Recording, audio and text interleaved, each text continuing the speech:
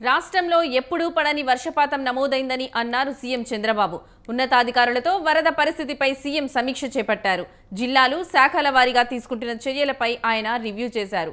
భారీ వర్షాల కారణంగా పంటలు దెబ్బతిన్నాయని, జాతీయ రహదారులు కూడా మునిగిపోయే పరిస్థితి వచ్చిందన్నారు. వరదలపై ఎప్పటికప్పుడు పరిస్థితిని సమీక్షిస్తున్నామని, ప్రాణ నష్టాన్ని తగ్గించేందుకు చర్యలు తీసుకుంటున్నామని స్పష్టం చేశారు.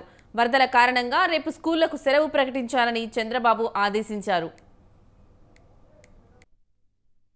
11,259 హెక్టార్లు అగ్రికల్చర్ పంటలు దెబ్బతిన్నాయి. హార్టికల్చర్ అయితే 7,360 హెక్టార్లు దెబ్బతినింది. అదే మరి పెదకాకాని 1 సమ్మర్ స్టోరేజ్ దెబ్బతినింది. ఇవి కాకుండా రోడ్లు పెద్ద ఎత్తున బ్రీచ్ అయినాయి. ఇవి కాకుండా ఇంకొక పక్కన చూస్తే ట్రైన్స్ కూడా 2-3 ట్రైన్స్ ఆగిపోయినాయి.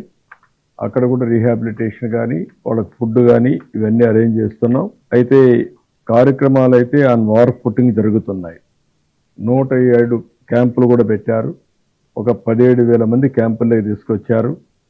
కొంతమంది రామన్నా ఇష్టం లేకపోయినా వాళ్ళందరినీ తీసుకొచ్చి, ఎందుకంటే ఎక్కడ కూడా క్యాజువాలిటీ జరగకూడదనే ఉద్దేశంతో ఇది కూడా చేయడం జరిగింది.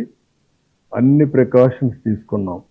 ఇది అయిన తర్వాత ఇప్పుడు పంటలు ఎక్కడ దెబ్బతినకుండా ఎక్కడ వీలైతే అక్కడ బోట్స్ కావాలంటే బోట్స్ అన్ని ఒక 8 మోటరైజ్డ్ బోట్స్ పంపించాం.